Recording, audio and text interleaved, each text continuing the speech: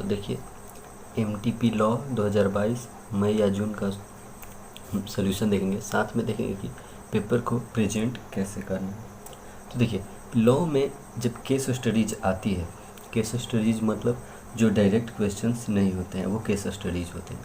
जैसे direct question होता है कि what is contingent liability, what is contract, ऐसे जो हो गए वो डायरेक्ट क्वेश्चन हो गए। लेकिन जो केस बेस्ड क्वेश्चन होते हैं, केस लॉ वाले, उसको आप 3 फेज में सिंपली आप आंसर दे सकते हैं। तो आपको सबसे पहले प्रोविजंस लिखना चाहिए।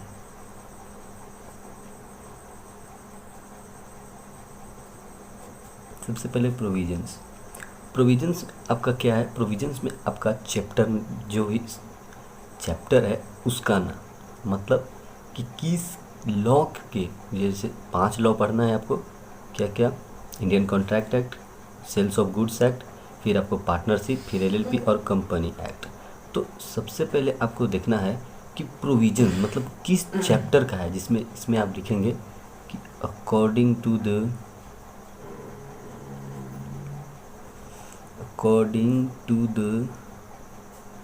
प्रोविजंस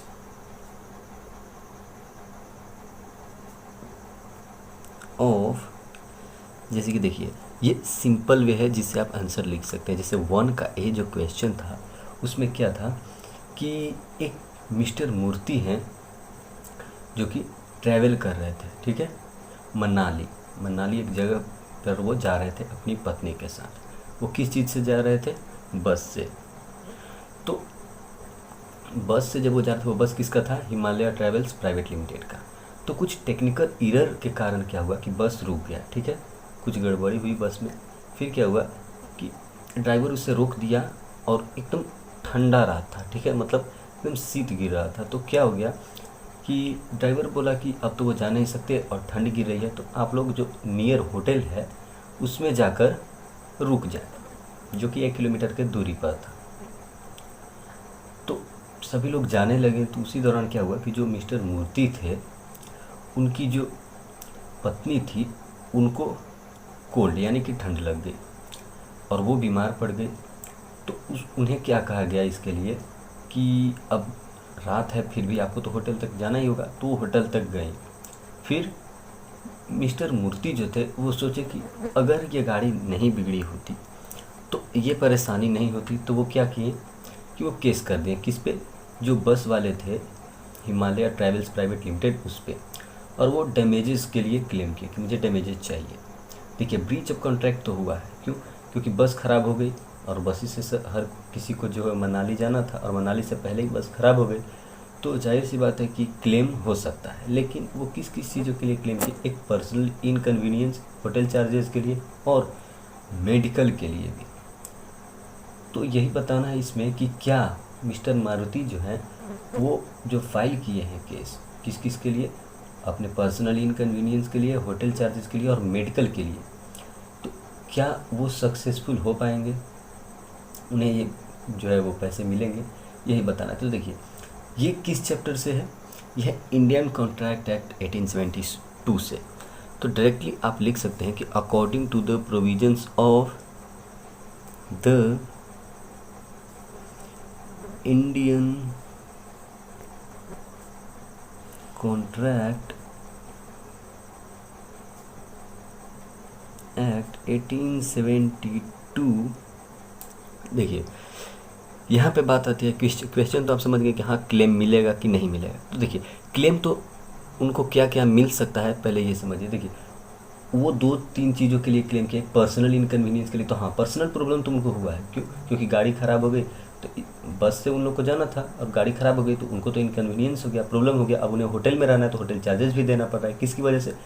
वो है बस की वजह से। लेकिन मेडिकल ट्रीटमेंट की जो बात है, तो देखिए मेडिकल ट्रीटमेंट मतलब मिजाज ख़राब हुआ, हम मानते हैं वो पैदल चले रात को तो मिजाज ख़राब हुआ। लेकिन क्या ये डायरेक्ट लॉस है, मतलब कि ब्रीच ऑफ कॉन्ट्रैक्ट की वजह से हुआ है? तो नहीं, ये तो जो लॉसेज है ना वो इनडायरेक्ट है, ठीक है, इनडायरेक्ट है और रिमोट है। रिमोट क्या है? मतलब लॉन्ग डिस्टेंस उनको ठंड में चलना पड़ा होटल तक जाने के लिए, इसलिए ऐसा उन्हें जो है वो कोल्ड जो था वो हो गया था। तो ये क्लेम नहीं कर सकते। लेकिन क्लेम क्या वो कर सकते हैं? इनकन्वीनियंस और होटल चार्जेस।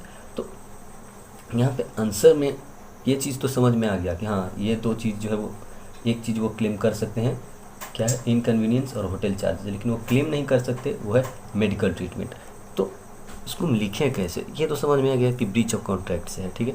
तो हमें तो सेक्शन उतना याद नहीं होता क्योंकि बहुत सारे सेक्शंस लिखने हैं, तो हम डायरेक्टली भी लिख सकते हैं इस तरीके से कि according to the provisions of the Indian contract act 1872 क्या हुआ है कि जो पार्टी जो है जो कॉन्ट्रैक्ट को तोड़ती है वो लायबल होती है एनी टाइप ऑफ एक्सपेंसेस के लिए जो कि सामने वाला पार्टी जो ब्रीच नहीं किया है कॉन्ट्रैक्ट को, यानी एक तो जो कॉन्ट्रैक्ट को तोड़ा वो तो लायबल होगा ही, वही पे करेगा। किसको पे करेगा, जो लायबल नहीं है ब्रेक करने में, यानी कि जिसके कारण ब्रेक नहीं हुआ, यानी कि सामने वाला पार्टी। इसमें ब्रेक कौन नहीं किया है, मिस्टर मूर्ति और उनकी वाइफ, वो लोग जो है वो ब्रेक नहीं किए। ब्रेक कौन किया है कॉन्ट्रैक्ट, वो कॉन्ट्रैक्ट किया है हिमालय ट्रेवल्स प्राइवेट लिमिटेड। क्यों, क्योंकि उसका बस खराब हो गया, इसके कारण से उनको परेशानी हुई। तो डायरेक्टली आप लिख सकते हैं कि according to the provisions of the Indian contract 1872 if a party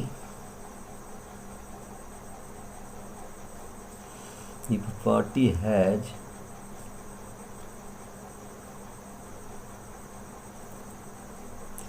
breached the contract, breach the contract लिख सकते हैं, या फिर आप ब्रोकन भी लिख सकते हैं, ब्रोकन दी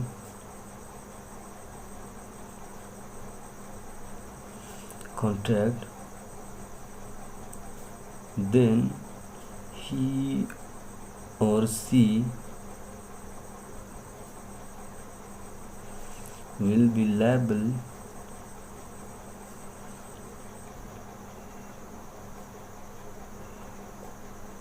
towards aggrieved party, यानी कि जिस पार्टी को ठेस पहुंची है। बट कौन कौन से क्लेम आप कर सकते हैं इसमें, इसको क्या क्या पे करना रहता है, बट ओनली डायरेक्ट लॉसेस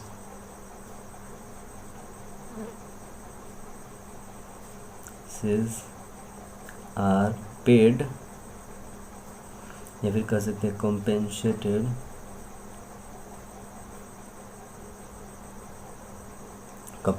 मतलब जो डायरेक्ट लॉसेज हुए हैं सिर्फ वही को कंपेंसेट कर सकते हैं, विच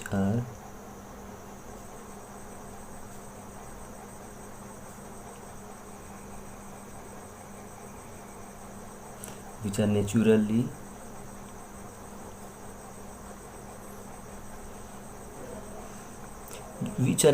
erosion due to breach due to breaking of contract। मतलब कि सिर्फ वैसी ही चीज़ों का पेमेंट आपको किया जाएगा जो एक्चुअली में लॉस हुआ है। मतलब अब कुछ ऐसे लॉसेज हैं जो ब्रीच ऑफ कॉन्ट्रैक्ट के कारण नहीं हुआ, जैसे कि मेडिकल ट्रीटमेंट के लिए वो कह रहा है, तो क्या वो ब्रीच ऑफ कॉन्ट्रैक्ट की वजह से नहीं हुआ, नहीं। वो क्यों हुआ, क्योंकि वो लॉन्ग ट्रैवल की रात में उसकी वाइफ इस वजह से हुआ, वो बस से गया, बस पर से उसका कॉन्ट्रैक्ट था, बस बिगड़ गई, उसकी बीवी बीमार पड़ गई। क्यों, क्योंकि बस से उतर कर उसको काफ़ी दूर जाना पड़ा, मेडिकल में फिर उसको कराना पड़ा। क्यों, क्योंकि वो चलने के कारण, होटल में जाने के कारण जो था लॉन्ग डिस्टेंस जो उसको ट्रैवल करना पड़ा बस से होटल तक, इस कारण से वो बीमार हो गई, ठंड लग गया उसको। तो होटल का जो रेंट है वो तो ये पे करेगा ही जो कंपनी वाला है, लेकिन बस वाला वो पे करेगा, लेकिन वो ये चीज़ नहीं पे करेगा कि आप बीमार पड़ गए। अब बीमार पड़े हैं, इनडायरेक्ट लॉस है, वो रिमोट के कारण आप दूर जो जा रहे हैं उसके कारण हुआ, ये इनडायरेक्ट लॉस है, तो उसको तो बियर नहीं करेगा। लेकिन हाँ, आपको बस में रहना था, बस से जा रही थी, उसके साथ कॉन्ट्रैक्ट था, वैसे ही आप होटल में रहेंगे तो होटल के लिए आप क्लेम कर सकते हैं। ये केसेस हैं कि ठीक है कैसे कैसे कंपेंसेट किया जा सकता है, कौन कौन से लॉसेस पे नहीं किए जाएंगे। तो ये तो आप लिखें प्रोविजंस। अब देखिए ये चीज़ें जो है वो हो सकती है, लेकिन अब फैक्ट लिखेंगे हम कि एक्चुअली में कि इस केस में हुआ क्या। फैक्ट कि इसमें हुआ क्या है, ठीक है। इसमें हुआ ये है कि मिस्टर मूर्ति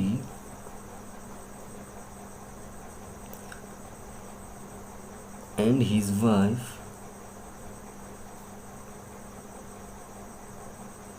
were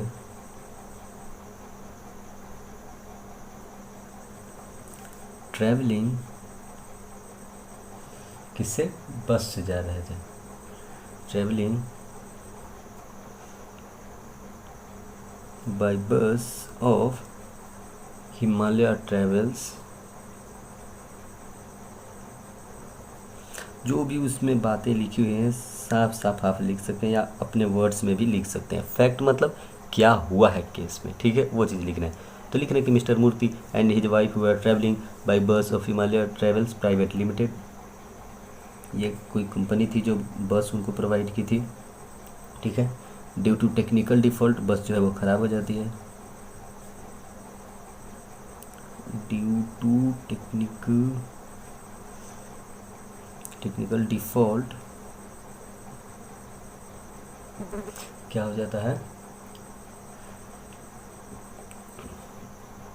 बस जो है वो रुक जाती है।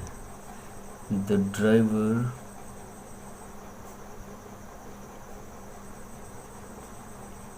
stopped the bus and all the जो पैसेंजर्स थे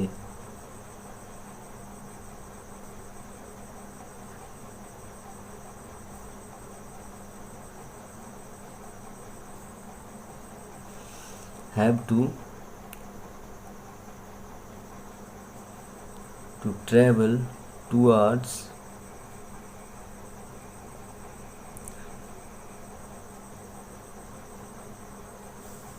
ट्रैवल किए किस तरफ? Towards hotel. फिर क्या हुआ? And wife of Murthy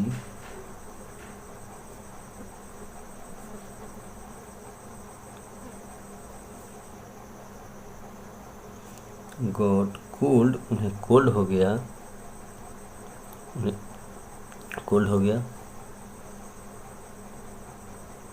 and she was admitted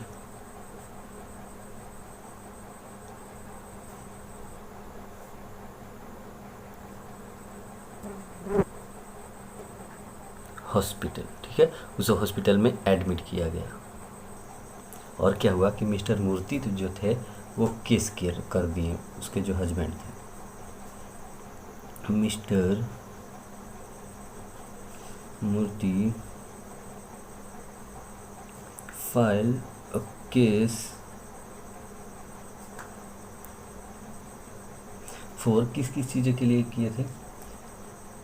for claiming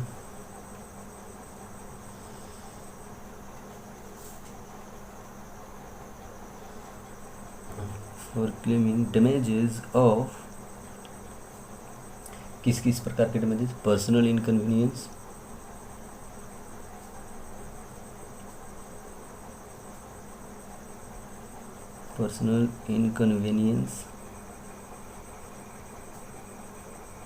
and और क्या?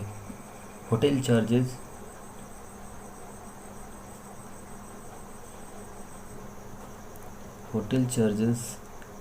and for medical treatment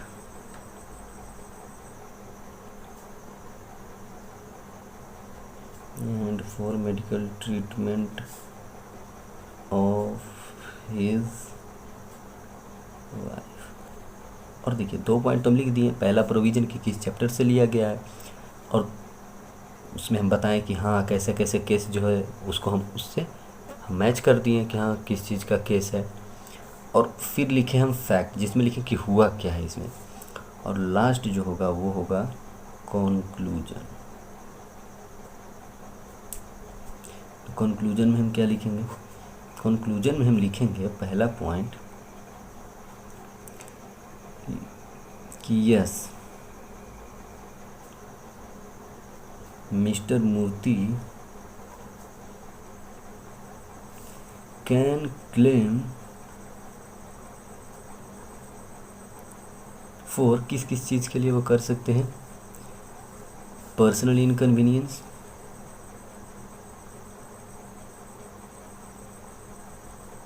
personal inconvenience के लिए कर सकते हैं,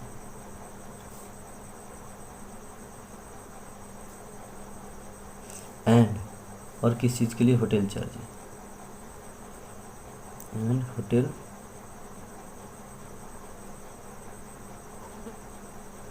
चार्जेस। सिंस, क्यों करेंगे? Since these are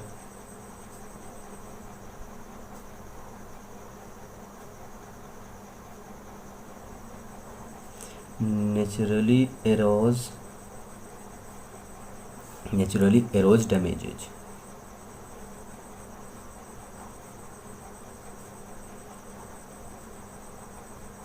from breach of contract।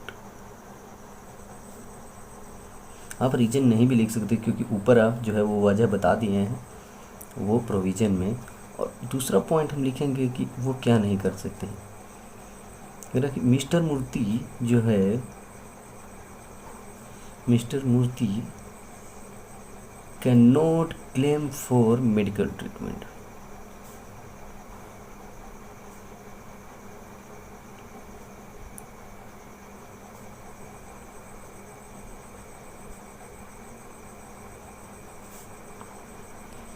Since it is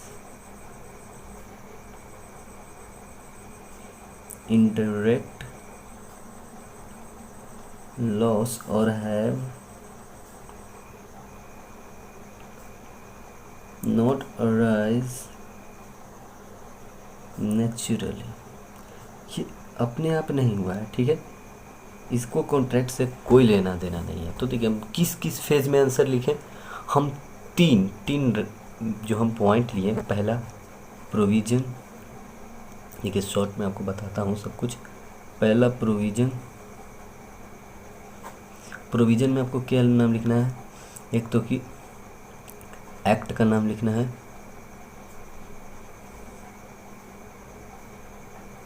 ठीक है, एक्ट का नाम आपको लिखना है। वहीं पे जो रिलेवेंट टॉपिक है,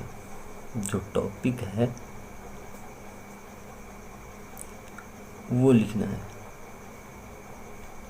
ठीक है। उसके बाद जो है कि यस या नो, यानी कि जो केस है वो सच में कैसे हो रहा है और कैसे नहीं हो रहा है। जैसे कि लॉ में जो है ना वो पॉजिटिव और नेगेटिव दोनों एस्पेक्ट लिखना पड़ता है। क्यों लिखना पड़ता है? अब पिछले केस में ये हम देखें कि हाँ वो क्लेम कर सकता है किस चीज़ों को जो नेचुरली अराइज हुए, लेकिन वो क्लेम नहीं कर सकता किस चीज़ों को जो नेचुरली अराइज नहीं हुआ है। तो यस और नो, पॉजिटिव और नेगेटिव दोनों इम्पैक्ट को आपको इसमें शो करना है। तो नंबर जो है वो नहीं कटेंगे। तीसरी जो सेकंड जो पॉइंट थी, पहले तो प्रोविज़न हो गया कि एक्ट का नाम लिखना है कि ये 1872 का है, 1930 का है, या फिर 1932 का पार्टनरशिप एक्ट है, क्या है ये सब लिखना है, ठीक है। और ये तो हो गया प्रोविज़न, जिस चैप्टर से हमें समझ में आया कि कॉन्ट्रैक्ट से है तो कॉन्ट्रैक्ट वाला हम लिख दिए। वहीं दूसरा जो आता है वो आता है फैक्ट। फैक्ट का मतलब है कि डिस्क्रिप्शन ऑफ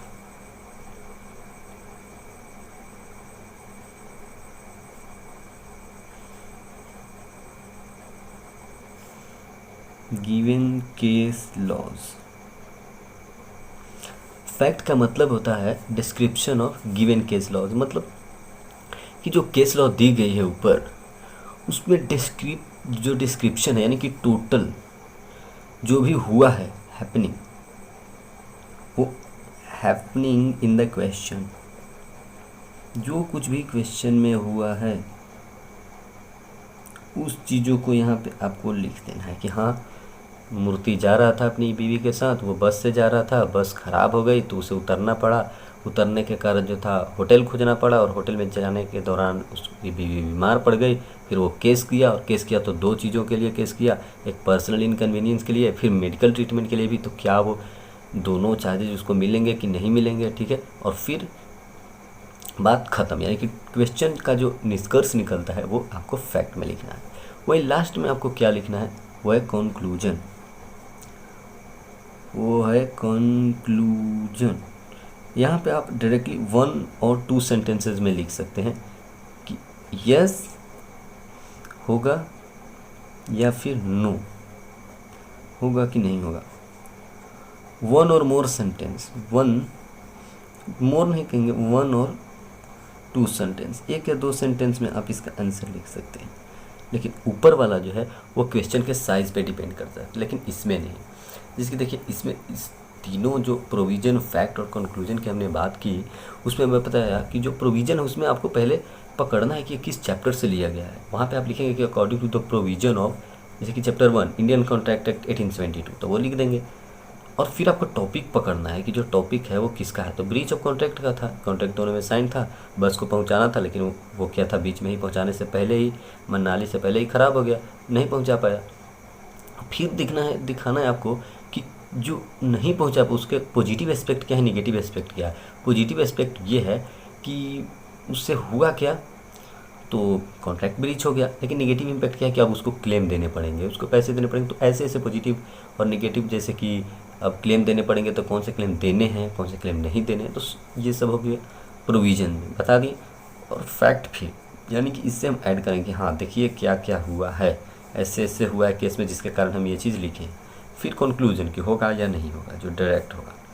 यही 3 फेज में टोटल आपको क्वेश्चन आंसर करने हैं। तो क्वेश्चन नंबर 1 आपको समझ में आ गया होगा कि मिस्टर मूर्ति जो थे वो केस किए थे कि हम बस से जाने वाले थे, बस के साथ कॉन्ट्रैक्ट था हमारा, बस हमें नहीं पहुंचा पाया, तो हमें ठंड में ही रात को निकल के होटल की तरफ जाना पड़ा, जिसके कारण मेरी बीवी बीमार पड़ी। अब मैं केस करूंगा और मुझे दो डैमेजेस चाहिए, एक तो पर्सनल इनकन्वीनियंस और जो होटल जो चार्जेज हैं होटल के, वो तो ये तो कंपेंसेट किया जाएगा। क्यों? क्योंकि ये सेम जो ट्रीटमेंट है वो बस में मिल सकता था, आराम से वो लोग रहते, पर्सनल इनकन्वीनियंस भी नहीं होता अगर वो बस में होते तो, और कोई चार्जेस भी नहीं देना पड़ता। क्यों? क्योंकि वो ऑलरेडी बस का रेंट दिए थे, तो ये दोनों तो देना पड़ता। वही मेडिकल ट्रीटमेंट के लिए भी वो किया, जो कि वो नहीं उससे मिलेगा। तो ये जो केसेस थी उसको हमने दिखा दिया कि जो अग्राइव्ड पार्टी है, जो ब्रीच ऑफ कॉन्ट्रैक्ट में वो क्या क्या क्लेम कर सकता है। वो नेचुरली अराइज जो भी डैमेजेज हैं वो क्लेम कर सकता है, लेकिन जो भी इनडायरेक्ट लॉस है वो क्लेम नहीं कर पाएगा। तो ये था क्वेश्चन नंबर 1। अब क्वेश्चन नंबर 2 देखिए।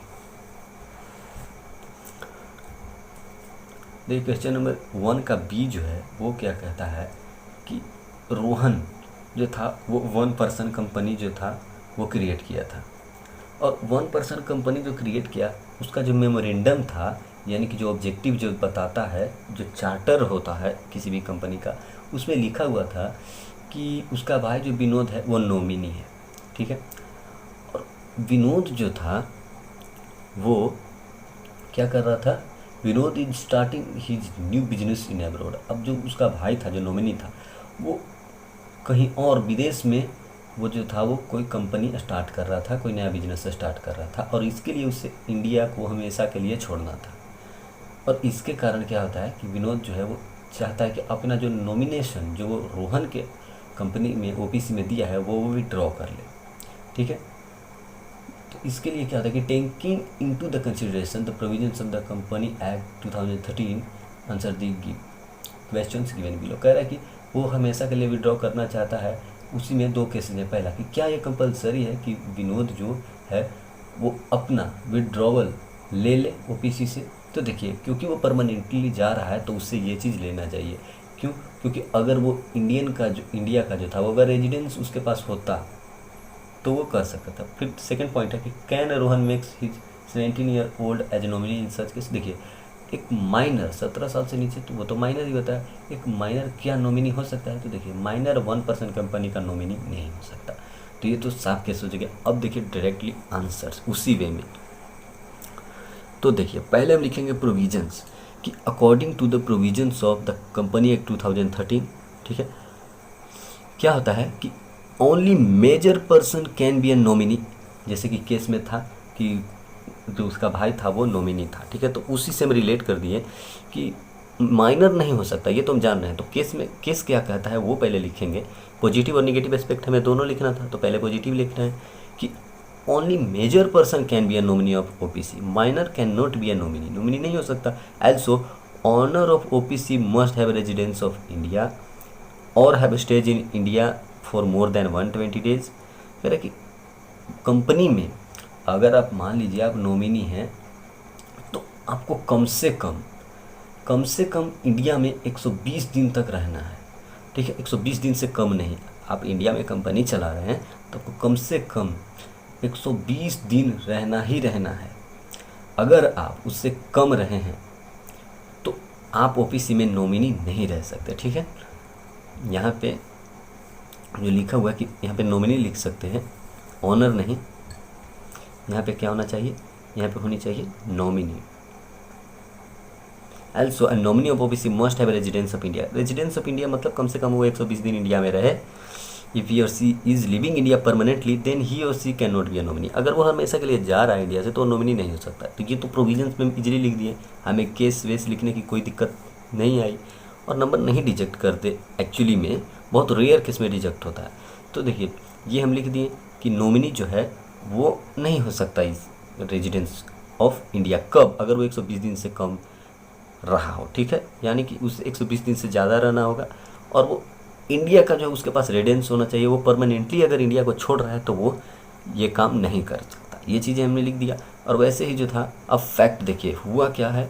अब फैक्ट में क्या हम बताए थे कि जो भी हुआ है क्वेश्चन में वो लिख दिए। तो वही था कि रोहन जो था ओपीसी बनाया, उसमें अपने भाई विनोद को नॉमिनी अपॉइंट किया और विनोद जो था वो हमेशा के लिए जो था वो भारत छोड़ रहा था, ठीक है।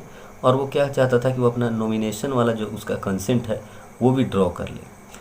और अब रोहन जो था, अब क्योंकि उसका भाई विनोद तो चला गया, वो चाहता कि कोई 17 साल का जो उसका बेटा है 17 साल का माइनर है वो अभी, उससे वो नॉमिनी बना दे। क्यों देखिए अब तो विनोद चला गया तो विनोद की जगह पर अपने बेटे को नॉमिनी बनाना चाहता है जो कि 17 साल का है, माइनर है। क्या वो बना सकता है? नहीं। तो ये तो हम कंक्लूजन में लिखेंगे। तो देखिए कंक्लूजन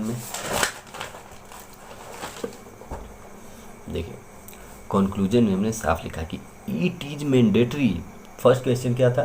फर्स्ट उसमें था कि if it is mandatory for Vinod to withdraw his nomination in the said OBC. कह रहा है कि क्या ये ज़रूरी है टू विड्रॉ? क्या विड्रॉ वो करेगा? क्योंकि वो इंडिया को परमानेंटली छोड़ रहा है, फॉरएवर हमेशा के लिए छोड़ रहा है। तो हाँ, it is mandatory to withdraw Vinod's nomination in the said OPC since he is living India permanent forever.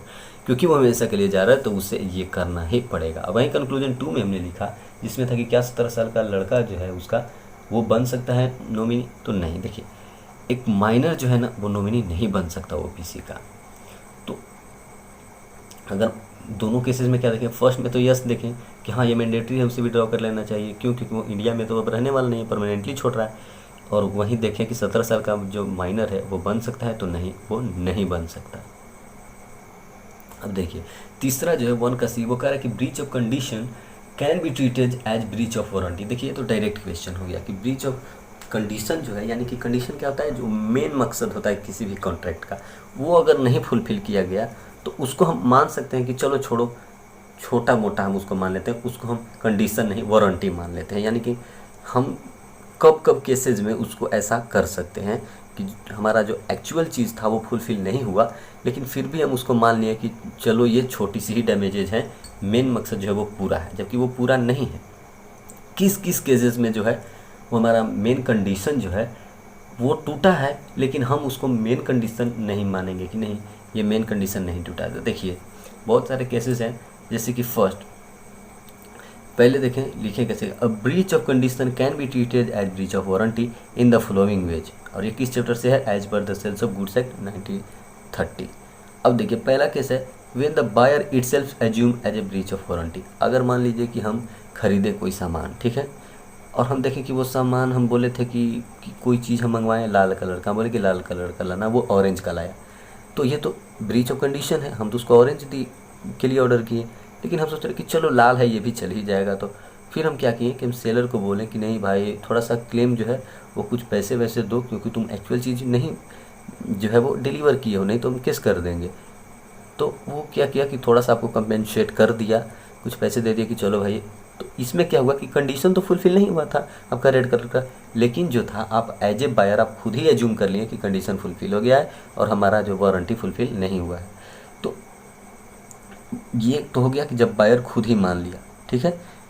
और दूसरा है कि वे non separable goods are either partly और fully used by the buyer, then for any defects he can only claim for warranty. अब कुछ ऐसी चीज़ें थी जिनको आप अगर अलग अलग नहीं कर सकते थे, लेकिन अब आप उसको तो अलग अलग कर दिए। जैसे कि मान लीजिए कोई ऐसा चीज़ें था जो मिक्स कर कर आपको दिया गया था, ठीक है, और आप क्या किए उसको अलग कर दिए।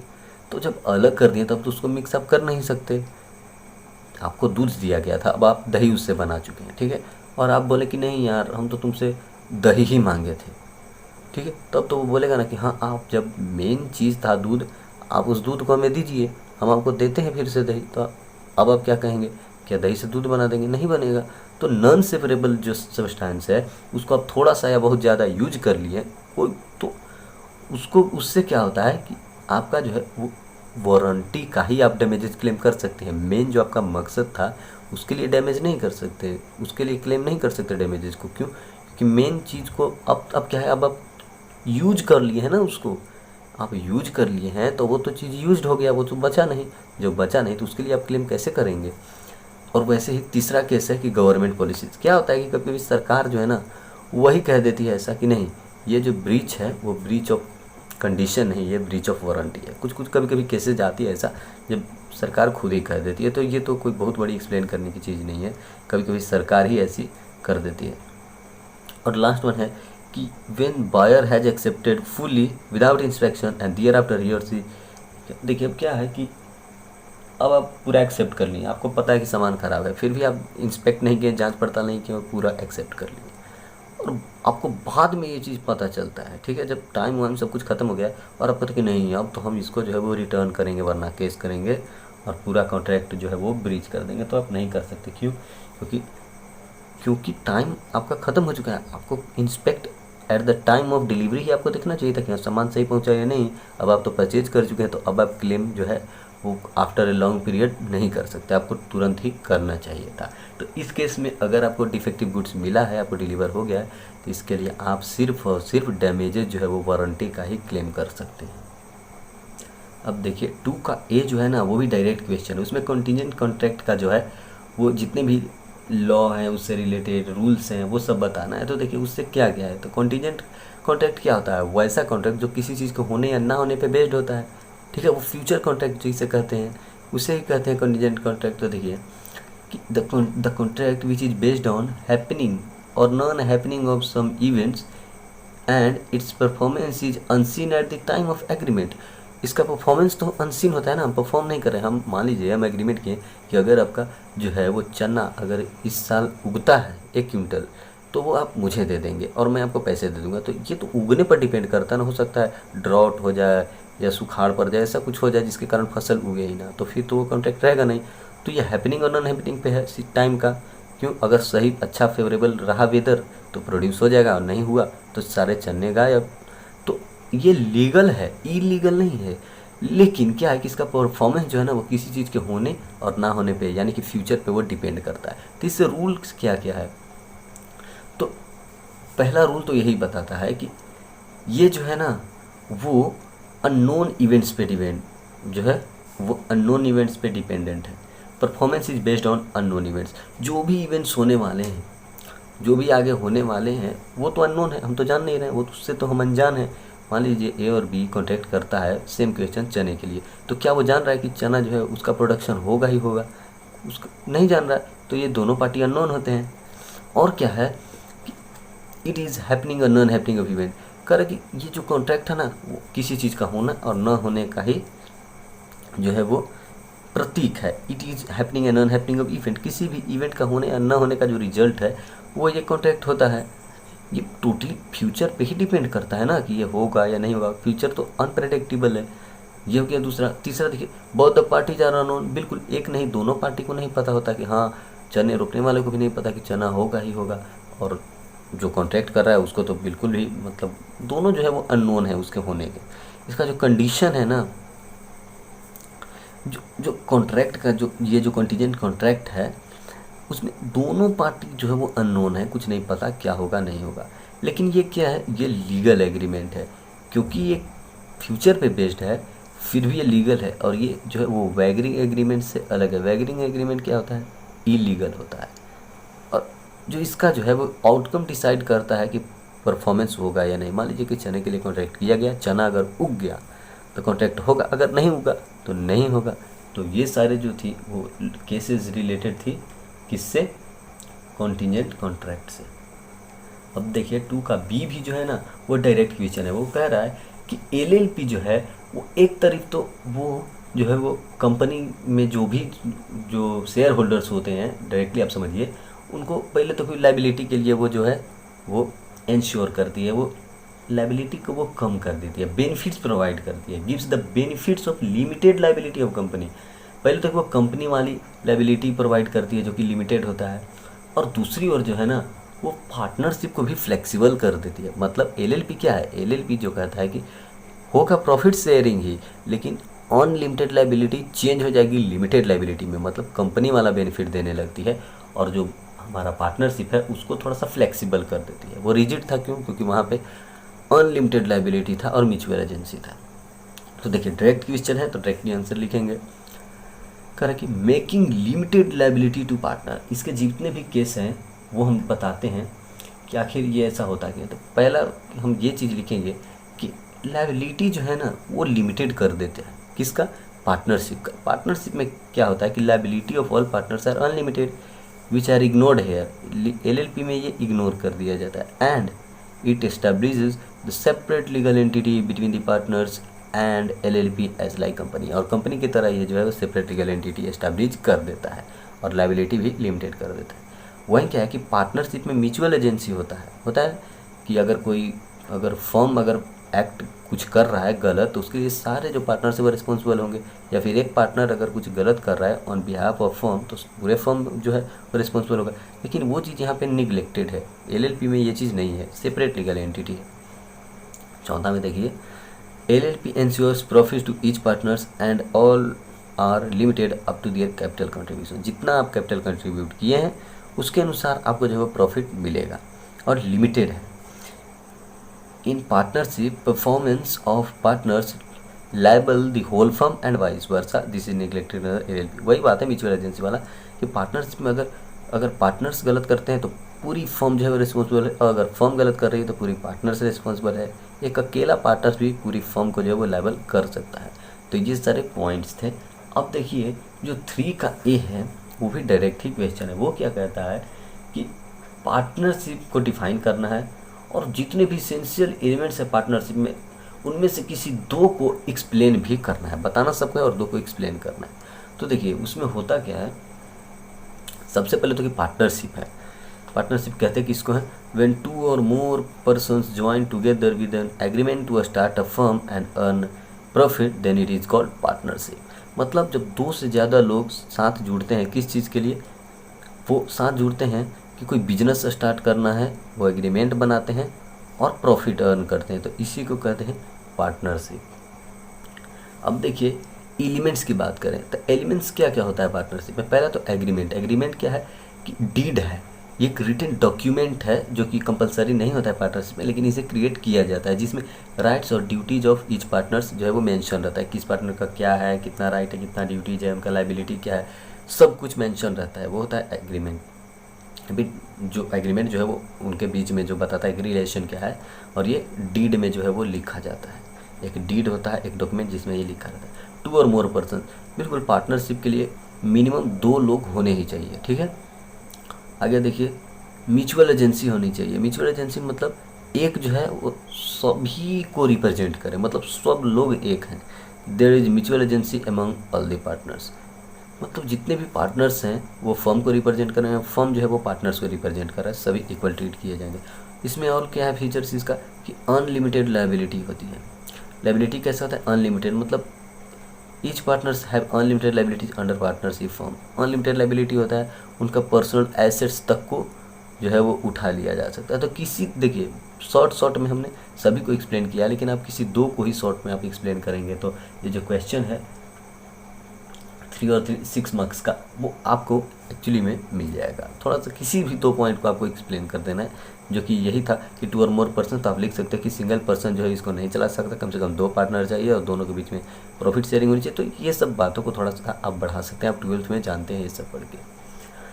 अब देखिए वही 3 का बी जो है वो आता है केस स्ट्रेटजीज वाला। तो इसमें 3 पॉइंट में हम इसे डिफाइन करेंगे, प्रोविजन, फैक्ट और कंक्लूजन। तो प्रोविजन में क्या हम लिखेंगे, प्रोविजन में हम लिखेंगे कि किस चैप्टर से और किस टॉपिक से रिलेटेड है। फैक्ट में हम लिखेंगे कि क्या ये टोटल चीज़ें मेंशन है इसमें, और फाइनल कंक्लूजन यस या नो। तो देखिए क्या है क्वेश्चन कि Kapil went to a department store to purchase a steel pan. ठीक है, स्टील पैन खरीदने के लिए जो कपिल जो है वो किसी डिपार्टमेंट स्टोर में जाता है। अब होता क्या है वो देखिए आगे, कि जैसे ही वो पूछता है सेल्समैन से कि हाँ मुझे ये चीज़ देखना है, कहाँ पे ये स्टील पेन्स रखे हुए हैं, तो सेल्समैन क्या करता है, indicated him area with instructions that with steel pens. ठीक है, other pens were also kept. वो जाता है कि मुझे स्टील पेन चाहिए एक डिपार्टमेंट स्टोर में, और डिपार्टमेंट स्टोर वाला कहता है कि वो देखिए वहाँ पे जो है वो सारे रखी हुई है, वहाँ पे बहुत सारे अदर्स पेन्स भी रखे हुए हैं, यानी कि स्टील पेन्स भी और बाकी पेन्स भी। अब क्या होता है, कपिल जो है वो गलती से एल्यूमिनियम को जो है वो उठा लाता है। अब उसे लाना क्या था, उसे लाना था स्टील, और वो लाया क्या, एल्यूमिनियम वाला सेलेक्ट कर लिया। अभी वो देखा नहीं है बेचारा, सेल्समैन देख लिया। जो सेल्समैन था, मान लीजिए कि दुकान वाला, वो देख लिया कि अच्छा ये तो बोल रहा था स्टील, लेकिन ये उठाया क्या, ये उठा लिया है गलती से एल्यूमिनियम। फिर क्या हुआ, वो चुप ही रहता है, जो सेलर रहता है वो चुपचाप रहता है कि जाओ जो खरीदना है खरीदो, हमें क्या। Kapil reached his house. अब कपिल ले लिया और घर पे चला आया बेचारा। अब वो देख रहा है कि अरे ये तो मैं एल्यूमिनियम लेकर चला आया, मुझे लाना क्या था, मुझे तो वहाँ से स्टील लाना था। तो फिर वो क्या करता है कि केस करता है, किस पे, वो केस करता है कंपनी, जो डिपार्टमेंट स्टोर थी, डिपार्टमेंटल स्टोर, उस पे, कि तूने मेरे साथ फ्रॉड किया, तुम्हें जब सब कुछ पता तुम बताया क्यों नहीं, तुम मेरे साथ फ्रॉड किया। तो कह रहा है कि क्या वो इस चीज़ में सक्सेसफुल हो पाएगा, इंडियन कॉन्ट्रैक्ट एक्ट 1872 के अनुसार बताएं। तो देखिए सिंपली पहले आपको बता दें, वो सक्सेसफुल नहीं होगा। आंसर देंगे जिसमें कह रहा है कि राइट्स ऑफ अनपेड सेलर क्या है, अगेंस्ट द बायर, यानी कि सामने वाला बायर जो अगर कुछ गलती कर रहा है या फिर उसको पेमेंट करना है, जो भी है रिलेटेड टू क्या कह सकते हैं उसको, रिलेटेड टू सेल्स, तो अगर अनपेड है तो उसके क्या क्या राइट्स हैं। ठीक है, तो पहला जो है वो क्लेम फॉर डैमेजेस, मतलब अगर आप एज ए बायर वो सेलर को आप पैसे नहीं दें तभी तो वो अनपेड होता है ना, जब उसको नहीं कुछ दिया जाता है तभी तो वो अनपेड है। तो वो क्या कर सकता है सेलर, कि वो डैमेजेस के लिए क्लेम कर सकता है। क्यों, क्योंकि आपने जो है ई performance is done by seller. Seller तो अपना परफॉर्मेंस दे दिया, गुड्स आप चाहते थे कि मुझे मिले, आपको गुड्स दे दिया, आपको डिलीवर कर दिया, लेकिन आप नहीं उसे पैसे दे रहे हैं। ठीक है, तो नहीं दे रहे हैं तो कोर्ट क्या करेगा, वो लेबल कर देगा आपको कि आप दें सेलर को। ठीक है, जैसे कि जो जो लॉसेस उसको डायरेक्ट लॉसेस हुई हैं, एक्चुअल में लॉसेस, वो चीज़ आप बियर करें। तो डैमेजेस के लिए वो केस कर सकता है अगर उसको पेमेंट नहीं रिसीव हुआ है सेलर को। तो और क्या क्या कर सकता है, आपके लिए केस कर सकता है। वो तो क्लेम किया, आपको जेल में भी वो डलवा सकता है। ठीक है, और क्या कर सकता है, क्वांटम मेरिट, जो उसका एक्चुअल लॉसेज हुई हैं उस चीज़ के लिए वो जो है वो क्लेम कर सकता है। और ordinary damages can be claimed by seller, हाँ जो एक्चुअल डैमेजेस उसको हुई है। और भी सारी बहुत सारी चीज़ें हैं, जैसे कि क्या कर सकते हैं कि अगर 5th पॉइंट में आप देखें तो इंटरेस्ट के लिए कर सकता है। ठीक है, इंटरेस्ट के लिए कैसे करेगा, क्योंकि अगर आप उसको पेमेंट नहीं किए तो उसका तो पैसा ड्यू है। अगर वो पैसा उसके पास होता तो वो कुछ भी करता बेचारा अपने अमाउंट तो आपके पास ड्यू है काफ़ी टाइम से, तो वो उस पर इंटरेस्ट के लिए भी वो क्लेम कर सकता है। 4 का बी जो है, 4 का बी वो केस लॉ से रिलेटेड है, जिसमें आप 3 चीज़ों में उसको आंसर देंगे। क्या क्या में आपको पहले देना होगा, प्रोविज़न, फिर फैक्ट और कंक्लूजन। तो देखिए 4 का बी क्या कहता है कि मिस्टर एम जो है वो एक जो इंटरप्राइज है MSXY, उसी में से एक पार्टनर है।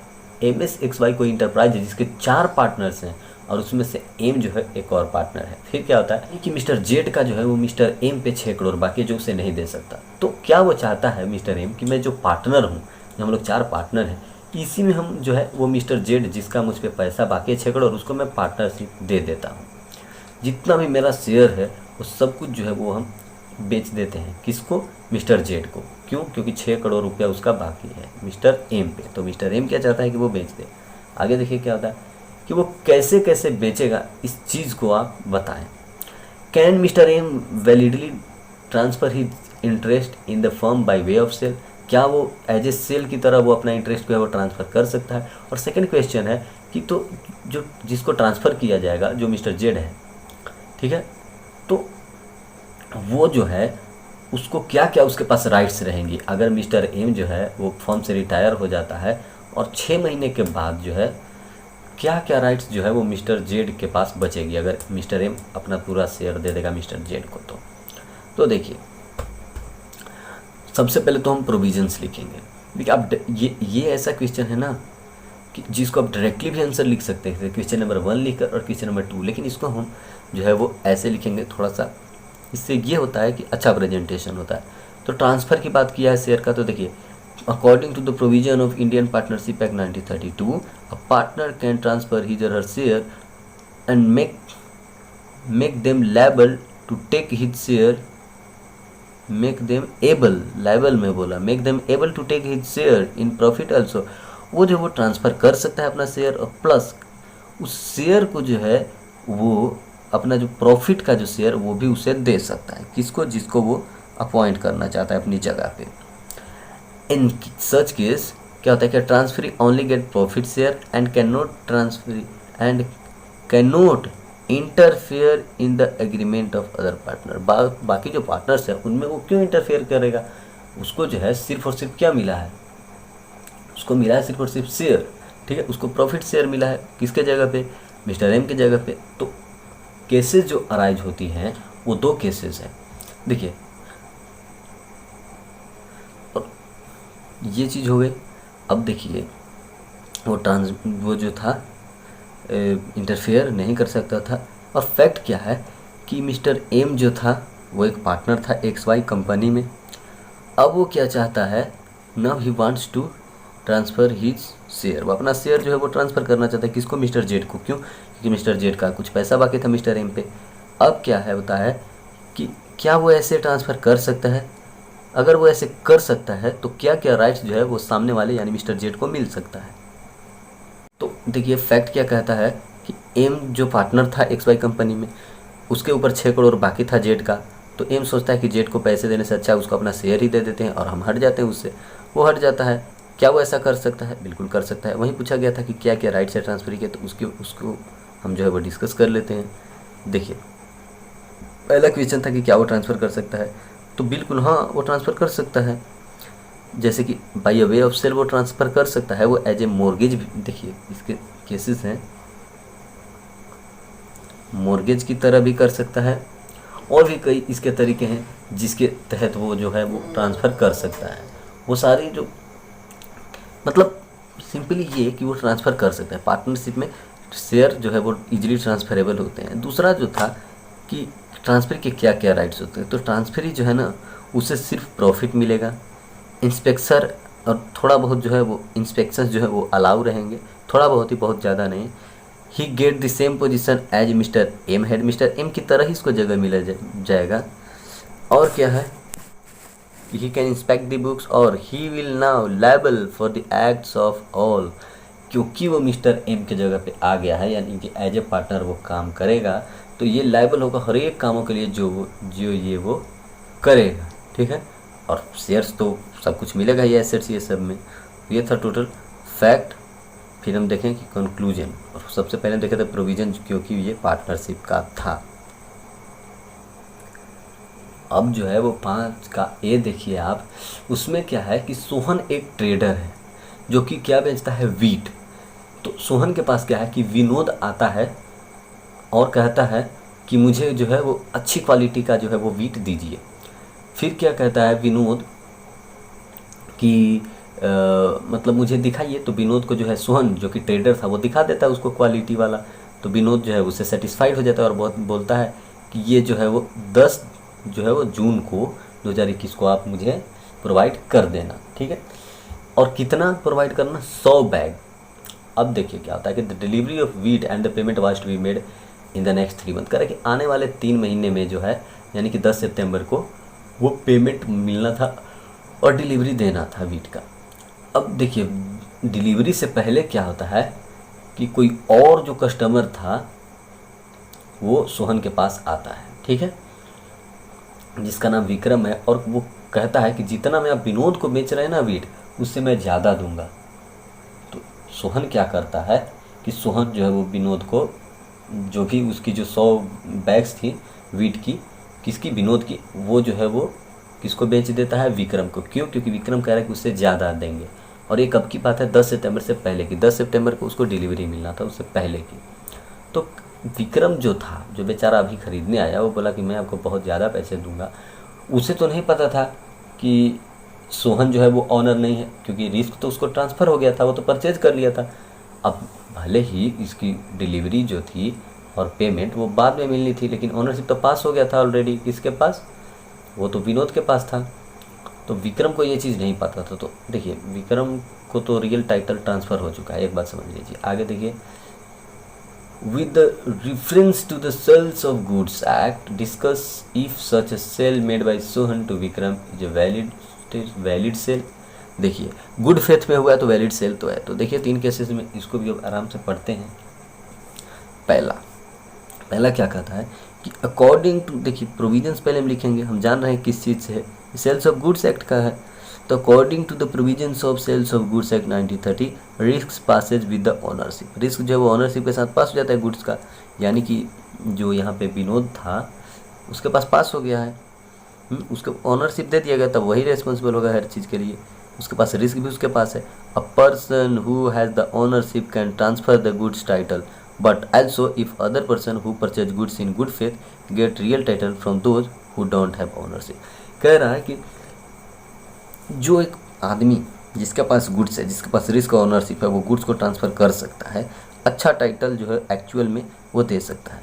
लेकिन और केसेस हैं जिसमें जो है वो पार्टी, जो बेचारा गुड्स फेथ में ख़रीदा है, किस पार्टी से, जो किसी उसके पास रिस्क नहीं है, लेकिन जो सामने वाला इंसान है वो सोचा कि नहीं इसी का है और वो बेचारा खरीद लिया, लेकिन एक्चुअली में वो उसका नहीं था। जैसे इस केस में क्या है कि सोहन का गुड्स थोड़ी था, सोहन तो अब सेल कर दिया था ना पहले ही विनोद को, लेकिन सामने से जो आया विक्रम, उसे तो नहीं पता था, तो वो तो परचेज किया बेचारा गुड्स फेथ में कि हाँ चलो भाई, हमें क्या पता कि ये बेचा है कि नहीं बेचा है, हम तो इसके पास खरीदने हैं, लेकिन सेलर को तो पता था। तो वही sale by unpaid seller या फिर mercantile agent or personally possession under avoidable contract can give real title. बिल्कुल वो रियल टाइटल दे सकता है ये सब केसेस में, और जबकि इनके पास रिस्क ओनरशिप नहीं होता, फिर भी ये लोग आपको दे देते हैं टाइटल, गुड्स टाइटल। ये सब एक्सेप्शंस थे। तो फैक्ट क्या कहता है, हुआ क्या है वो पढ़िए। क्वेश्चन में हुआ ये है कि विनोद जो है वो सोहन के शॉप पे आता है और वो कहता है कि मुझे वीट चाहिए। तो वीट जो है वो उसको मिलना रहता है, यानी कि वो तैयार हो जाएगा खरीदने के लिए। डिलीवरी जो था वो बाद में होना था, रिस्क तो ट्रांसफ़र हो चुका है विनोद को। और बिफोर डिलीवरी जो है वो सोहन जो था सेलर, वो विक्रम को बेच दिया हायर प्राइसेस पे। तो विक्रम जो था उसको नॉलेज नहीं था बेचारे को ओनरशिप का कि हाँ इसी का गुड्स है, या फिर ये ऑलरेडी जो है वो बेच चुका है विनोद को। तो कंक्लूजन में क्या होता है ये देखिए, कंक्लूजन में होता ये है कि सेल जो हुआ है made by Sohan to Vikram is valid. Sohan से विक्रम जो खरीदा वो तो वैलिड ही होगा ना। क्यों वैलिड होगा? क्योंकि देखिए अब गुड्स पर जो था वो तो था सोहन के पास, अब सामने से जो विक्रम आया उसे तो रियलिटी की कोई फैक्ट नहीं, रियलिटी नहीं पता था, उसे नहीं पता था कि ये जो है वो ऑलरेडी विनोद को बिक चुका है। तो ये जब खरीदा है गुड्स फेथ में तो इसको तो रियल टाइटल मिलनी चाहिए, ठीक है। तो जब इसको रियल टाइटल मिल गया तो ये तो वैलिड हो गया ना, वैलिड कॉन्ट्रैक्ट। अब देखिए क्या होता है, but it is voidable at the option of Vinod. लेकिन ये वॉइडेबल है, विनोद चाहे तो इसको हटा सकता है कि नहीं हम इसे नहीं मानेंगे, क्योंकि गुड्स तो मुझे परचेज करना था ना, मैं ऑलरेडी इसका ओनरशिप ले चुका था।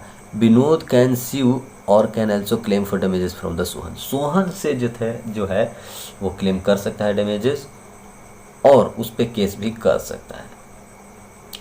ये जो केस है वो जो है किससे रिलेटेड है ये केस। देखिए सिंपली आप अगर सेक्शन नहीं लिख सकते तो आप इस वे में भी लिख सकते हैं। आप पहले प्रोविजंस लिखें, फिर फैक्ट लिखें जो भी उसमें हुआ है वो, और ये कंक्लूजन दे दें, ठीक है, डायरेक्टली। इसको सेक्शन से कोई ज़रूरत नहीं है।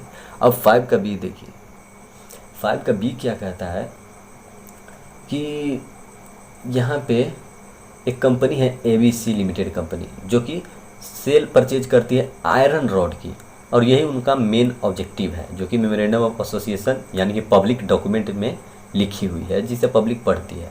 और कंपनी क्या करती है कि मिस्टर जॉन के साथ वो फाइनेंस से रिलेटेड काम शुरू कर देती है। अब देखिए पब्लिक डॉक्यूमेंट है मेमोरेंडम ऑफ एसोसिएशन, उसमें साफ लिखा गया है कि आयरन रोड के हम जो बिजनेस करते हैं, लेकिन मिस्टर जॉन कंपनी उसके साथ फाइनेंस की काम शुरू कर देती है। Later on the company repudiated the contract as being ultra vires, okay, with the reference to the same briefly explain the doctrine of ultra vires. कह रहा है कि बाद में जो है वो कंपनी कहती है कि नहीं भाई कॉन्ट्रैक्ट नहीं करेंगे तुमसे, हमारा काम तो है आयरन रॉड का, ठीक है, तो हम जो है वो अल्ट्रा वायर कर रहे हैं, कुछ ऐसा काम जो हमें नहीं करना चाहिए, हमें आयरन रॉड वाला काम करना चाहिए, हम यहाँ पैसे काम हम नहीं करेंगे ऐसा। तो इसमें कह रहा है कि क्या क्या कंसेक्वेंसेज हो सकते हैं, ठीक है, consequences of ultra vires sector company. अगर कंपनी एक अल्ट्रा वायर काम करती है जो उसको नहीं करना चाहिए, अगर आपका काम आयरन रॉड का है तो आप ये फाइनेंस का काम क्यों कर रहे हैं? अगर आप ऐसा कर रहे थे तो आपके बाहर है, तो इसके क्या क्या इफ़ेक्ट्स हैं ये सब पढ़ना है। तो देखिए 5 के बी में हम इसको जो है वो वैसे ही सोल्व करेंगे जैसे प्रोविजन, फैक्ट और कंक्लूजन 3 वे में। तो देखिए पहले हमने क्या लिखा है कि according to the provision of company act 2013 anything done beyond the power of company is the case ultra vires. Ultra vires का केस हो जाता है। क्यों केस हो जाता है अल्ट्रा वायर्स का? क्योंकि आप कुछ भी काम जब बियॉन्ड करते हैं ना, बियॉन्ड मतलब एकदम आपको करना नहीं था, आप यहाँ पे जब आप किसी चीज़ का परचेज और सेल कर रहे हैं और अब आप क्या करने लगे, अब आप फिनेंस का काम कर रहे हैं, वो सब छोड़ के, ये तो बियॉन्ड हो गया आपका, ठीक है, आपके हाथ से बाहर था। But since memorandum is a public document, so before making such contract a company या फिर outsider should read the power and objective of A company in memorandum. कह रहा है कि देखिए हाँ कंपनी जो करना था वो तो नहीं की, उससे बाहर का काम की, लेकिन पब्लिक डॉक्यूमेंट है हमारा मेमोरेंडम, उसमें साफ लिखा गया है कि हम परचेज एंड सेल आयरन का कर सकते हैं, आयरन रॉड का, हम फाइनेंस नहीं ले सकते। लेकिन फिर भी कोई सामने वाला कॉन्ट्रैक्ट साइन कर लिया तो ये उसकी गलती है ना, हम मानते हैं।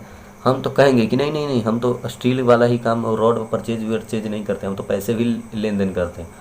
लेकिन सामने वाले को देखना चाहिए कि इसका जो मेमोरेंडम है, जो पब्लिक डॉक्यूमेंट होता है, वो सामने लिखा रहता है कंपनी से, कोई भी पढ़ सकता है, उसको पढ़ लें हम सच्चाई है या नहीं। और अगर आप नहीं पढ़े हैं तो कंपनी जो है वो अल्ट्रा वायर किया है तो भी आप कंपनी को लायबल नहीं कर पाएंगे। वही बात हमने किया कि company will not be liable for any ultra vires act since memorandum is a public document. ये तो पब्लिक डॉक्यूमेंट है, तो उसके साथ बिना पढ़े कि उसका कौन सा एम है, वो क्या कर सकता है, क्या पावर है, बिना जाने अगर उसके साथ हम साइन कर लेते हैं तो कोर्ट भी कहेगा कि जब आप साइन किए थे, यानी कि आप पब्लिक डॉक्यूमेंट आप पढ़े होंगे, जब आप पढ़े थे और उसमें साफ लिखा है कि वो परचेज सेल करते तो आप फाइनेंस का काम क्यों किया, आपको एक भी रुपये नहीं मिलेंगे। तो ये फैक्ट है, यानी कि हुआ क्या है इसमें, ABC company was into sale and purchase of iron rod, यही वो परचेज सेल करती थी, लेकिन उनका ये मेन ऑब्जेक्टिव था जो कि मेमोरेंडम ऑफ एसोसिएशन में भी लिखा गया था। और the company entered into a contract with mister John, वही मिस्टर जॉन जो थे वो कॉन्ट्रैक्ट में आए इसी कंपनी के, और ये फाइनेंशियल वर्क के लिए आ गए। Later on the company repudiate the contract as being ultra vires. बिल्कुल बाद में जो कंपनी थी वो बोली कि नहीं नहीं ये तो अल्ट्रा वायर्स है मेरे लिए, चलो बंद करो इसको।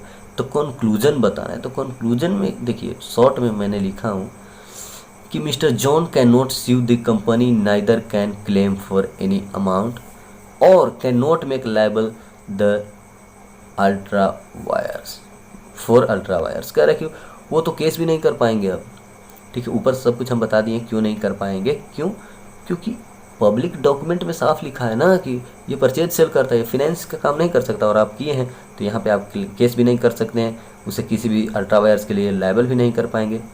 लेकिन इसके कंसेक्वेंसेज क्या क्या हैं? तो कंसेक्वेंसेज यही हैं कि आप केस नहीं कर पाएंगे, आप डैमेजेस क्लेम नहीं कर पाएंगे, ठीक है, और कंपनी जो है वो अल्ट्रा वायर काम के लिए वो लायबल नहीं होगी। आउटसाइडर्स आर एज्यूम्ड, आउटसाइडर्स जितने हैं जैसे कि मिस्टर जॉन, उनको एज्यूम किया जाएगा कोर्ट के द्वारा कि आप सब कुछ पढ़ चुके थे और आप सब कुछ जानते थे, फिर भी आप उसके साथ साइन किए थे, आपकी गलती है और आप कोई भी क्लेम नहीं कर सकते, आप कोई भी केस नहीं कर सकते। अब देखिए 6 का ए देखते हैं। 6 का ए क्या कहता है कि सुपरवीनिंग इम्पॉसिबिलिटी क्या है। देखिए ये तो डायरेक्ट क्वेश्चन हो गया, सुपरवीनिंग इम्पॉसिबिलिटी डायरेक्ट क्वेश्चन है, इसको एक एग्जाम्पल से जो है वो समझाना है। सुपरवीनिंग जो भी इम्पॉसिबिलिटी है उसको बताना है। तो देखिए सुपरवीनिंग इम्पॉसिबिलिटी का सिंपल सा मतलब है, देखिए ये तो डायरेक्ट क्वेश्चन था जिसका नाम है सुपरवीनिंग इम्पॉसिबिलिटी। तो कोई भी कॉन्ट्रैक्ट इंटर्ड करने के बाद यानी कॉन्ट्रैक्ट होने के बाद अगर इम्पॉसिबल हो जाता है उसको परफॉर्म करना, तो उसी को कहते हैं सुपरवीनिंग इम्पॉसिबिलिटी। वो वजह कुछ भी हो सकता है, या तो सामने वाला इंसान मर गया हो, या कोई ऐसा लॉ पास हो गया कि नहीं कर सकते, या फिर कुछ ऐसा इवेंट हो गया जिससे हम कॉन्ट्रैक्ट को फुलफिल नहीं कर सकते। तो ये जो केसेस हैं, तो वही लिखा है कि when the performance of contract become impossible due to war between the countries, death of promisor, बहुत सारे केसेस हैं। Then contract is legally get ended, वो लीगल वे में ख़त्म हो जाती है। Here if a party has already taken a benefits or advances then he और she must pay back or return. कह रहे कि इम्पॉसिबल हो जाने के बाद जो भी पार्टी है जो पहले से कुछ एडवांस ले चुकी थी या जो भी था वो कॉन्ट्रैक्ट करने के लिए, वो उसे बैक पे करना होगा। तो वैसे एग्जांपल देखिए क्या लिया मैं कि ए और बी दोनों के बीच में कॉन्ट्रैक्ट था कि बी जो है वो पेंट करेगा किसके लिए, ए के लिए, लेकिन बी मर गया। तो ये कैसे हो गया, ये सुपरवीनिंग इम्पॉसिबिलिटी है। अब बी है ही नहीं तो पेंट कौन करेगा ए के लिए, तो कॉन्ट्रैक्ट जो है वो ख़त्म हो गया। तो इसके इफेक्ट्स क्या क्या हैं, देखिए इफेक्ट्स है कि कॉन्ट्रैक्ट ख़त्म हो जाएगा, परफॉर्मेंस कोई भी ज़रूरत नहीं है परफॉर्मेंस करने की, नो पार्टी इज लायबल, कोई भी पार्टी इसके लिए लायबल नहीं है। और क्या हो सकता है, one has to repay or return what he has taken already. बिल्कुल अगर मान लीजिए यहाँ पे बी कुछ पैसे लिए रहता पेंटिंग के लिए कि हाँ मुझे एडवांस दे दो, तो बी को तो रिटर्न करना पड़ता, लेकिन अगर बी मर गया तो कौन रिटर्न करता, किसी कोई भी लेवल नहीं कर सकते थे। लेकिन मान लीजिए कि यहीं पे बी जो है वो कहता कि सरकार कहता कि नहीं पेंटिंग अब अलाउ नहीं है साल भर, ठीक है, कोई भी उस एरिया में पेंटिंग नहीं करेगा, तो बी को अगर एडवांस मिल गया था तो बी रिटर्न करता कि लो भाई अब तो बनाना ही नहीं है। तो ये केसेस हो जाती है। लेकिन यहाँ पे तो मैं एग्जांपल यहाँ पे मर गया तो इम्पॉसिबल तो है ही। आगे देखिए क्वेश्चन नंबर 6 का बी, ये भी डायरेक्ट क्वेश्चन है। इसमें कहता है कि डिसोल्यूशन जो होता है यानी कि जब पार्टनरशिप सब कुछ बंद हो जाता है तो उसके क्या क्या रूल्स हैं। तो देखिए अगर रूल्स जो हैं वो डिसोल्यूशन के वो ज़्यादा नहीं हैं, 3-4 ही रूल्स हैं मेन, उसको पढ़िए। पहले क्या करते हैं, जब बिजनेस हम बंद कर रहे हैं, फर्म क्लोज कर रहे हैं, तो जो डेप्ट जो हम क्रेडिटर्स हैं हमारे उनको हम पे करेंगे सबसे पहले, ठीक है। दूसरी बार हम क्या करेंगे कि एसेट्स और लायबिलिटी जो भी हम उसको सेल कर देंगे, ठीक है। पहले तो एसेट्स लायबिलिटी मान लीजिए कि हम सेल कर दिए जो भी हमारा बिजनेस में बचा, और पैसा जो आया उससे हम डेप्ट पे कर दिए, किसका, जो भी हमारे क्रेडिटर्स थे। और क्या किए कि कोई पार्टनर भी हमें लोन दे के रखा था कुछ एडवांसेज, उसको हम दे दिए। और देखा कि कुछ जनरल रिजर्व ये सब चीज़ें जो है वो बची हुई है, अभी हमारा जो भी रिजर्व हम प्रिपेयर किए थे पैसे जो जमा करते थे, तो उसको भी हम डिस्ट्रीब्यूट कर लेंगे सभी पार्टनर्स। और जितने भी लॉसेज हैं जो अभी तक बियर नहीं किए गए यानी कि अभी तक पे नहीं किए गए, उन सबको भी हम पे करेंगे। Must be paid by all the partners in old ratio. यही जो था वो 6 का बी का आंसर था। अब 6 के सी का देखते हैं। देखिए क्वेश्चन नंबर 6 का जो सी है उसमें हुआ क्या है कि एक मिस्टर राज है जिसकी एक कंपनी है 50,000 की। वो क्या करता है कि वो 50,000 की जो कंपनी है वो 40,000 में बेच देता है, ठीक है। और बेचने के बाद जो है वो उसे जो 40,000 रुपये मिलने थे उसके लिए वो क्या करता है कि 30,000 का जो है वो तो शेयर खरीद लेता है। शेयर खरीद लिया 30,000 का। अब और बैलेंस जो 10,000 बच गया, क्योंकि वो 50,000 का था वो 40,000 में बेचा, तो 40,000 में से 30,000 का तो शेयर ले लिया। अब जो बाकी 10,000 था उसमें क्या किया कि वो लोन की तरह रहने दिया, यानी कि बाकी 10,000 का वो क्रेडिटर बन गया। और उसमें से भी वो क्या किया कि अपने 3 बेटियां और अपनी बीवी यानी कि 4 लोगों को जो है वो शेयर्स दिलवा दिया, ठीक है। 4 लोगों को वो शेयर दिलवा दिया। His wife and 3 daughters to 1 share each, ले लिए। अब देखिए क्या होता है कि owing to strike the company was wound up. लेकिन क्या होता है बाद में कि कुछ स्ट्राइक्स हो जाती है, जो कंपनी थी जिससे उसको 30,000 शेयर्स मिले थे और बाकी जो था वो लोन था 10,000, तो वो डिस्ट्रॉय हो जाती है कंपनी, ठीक है। और जो एसेट्स थे वो कंपनी के सिर्फ 6,000 तक बचते हैं।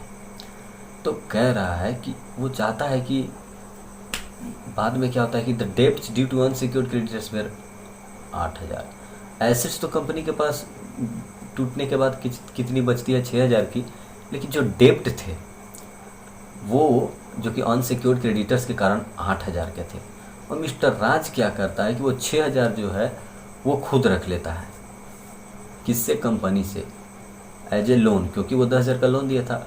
To this the other creditor subject, इसके लिए अदर्स जो क्रेडिटर्स थे वो कहते हैं कि नहीं, ऐसा नहीं होना चाहिए, तुम और तुम्हारी कंपनी सेम चीज़ है, क्योंकि तुम शेयर भी लिए हो तो तुम सेम हो, और तुम्हें जो है कुछ भी नहीं मिलेगा, जो 6,000 का एसेट्स है वो मुझे मिलनी चाहिए, हम लोगों को।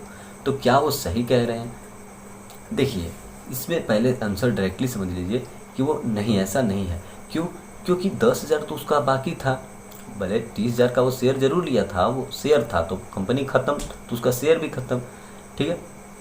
लेकिन बाकी कुछ जिसमें उसमें जो डिवेंचर इशू हुआ था, यानी कि वो क्रेडिटर था 10,000 के लिए, 10,000 was consider as a loan and mister Raj secured the amount by issue of debenture, ठीक है। तो जब डिवेंचर था वो 10,000 के लिए, यानी कि वो एज ए लोन वो प्रोवाइड किया था 10,000, अब 6,000 का एसेट्स बच रहे तो वो 6,000 ले सकता है। तो ये कंटेंशन जो उनका है, जो वो कह रहे हैं कि नहीं वो कंपनी से इक्वल है, म्यूचुअल एजेंसी है, तो ये वो गलत बात है। अब देखिए क्या होता है, कौन सक्सीड करेगा। तो देखिए, सबसे पहले जो लिखने का तरीका आता है वही देखते हैं।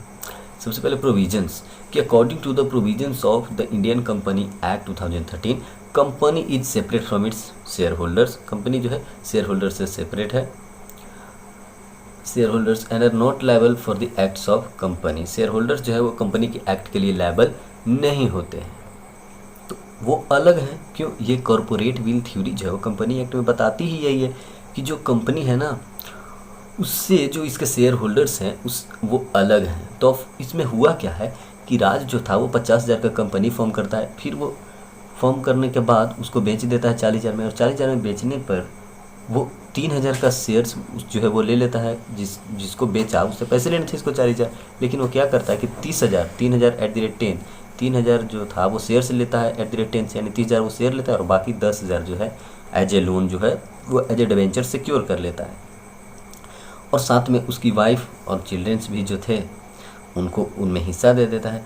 ड्यू टू स्ट्राइक, अब कुछ स्ट्राइक हो गई जिसकी वजह से क्या हुआ कि कंपनी बंद हो गई, ठीक है। तो कंपनी जब बंद हो गई तो कंपनी के पास क्या हुआ कि एसेट्स बचे थे 6,000 का, तो एसेट्स जब बचे थे 6,000 का, तो और ओवरऑल लोन कितना 8,000 का, तो राज क्या करता है कि वो सबसे पहले 6,000 का अपना जो है वो लोन रख लेता है कि हमें लोन मिलनी चाहिए 6,000। लेकिन बाकी के जो क्रेडिटर्स हैं ना वो कहते हैं कि नहीं, ऐसा नहीं हो सकता है, तुम तो 30,000 शेयर्स भी इसमें लिया था ना, तुम इसके मालिक हो, तुम कंपनी से अलग नहीं हो, तुम भी कंपनी ही हो, तो तुम ही डूब चुके हो, और ये जो बाकी जो 6,000 है ना वो हमें मिलना चाहिए। तो क्या ऐसा होगा? बिल्कुल भी नहीं होगा। राज कैन रिटेन 6,000, वो भी एक क्रेडिटर है, he was creditor for the amount, for the left amount जो कि 10 के था, ठीक है। लेकिन अब 6,000 तक ही एसेट है तो 6,000 एसेट्स ले लेगा। और mutual agency contention is not true, जो वो लोग बोल रहे हैं बाकी क्रेडिटर्स की तुम कंपनी के बराबर हो, ये सही नहीं है। तो ये था टोटल लॉ का सॉल्यूशन। आई होप आपको समझ में आया होगा। टोटल लॉन्ग डिस्कशन हमने किया है।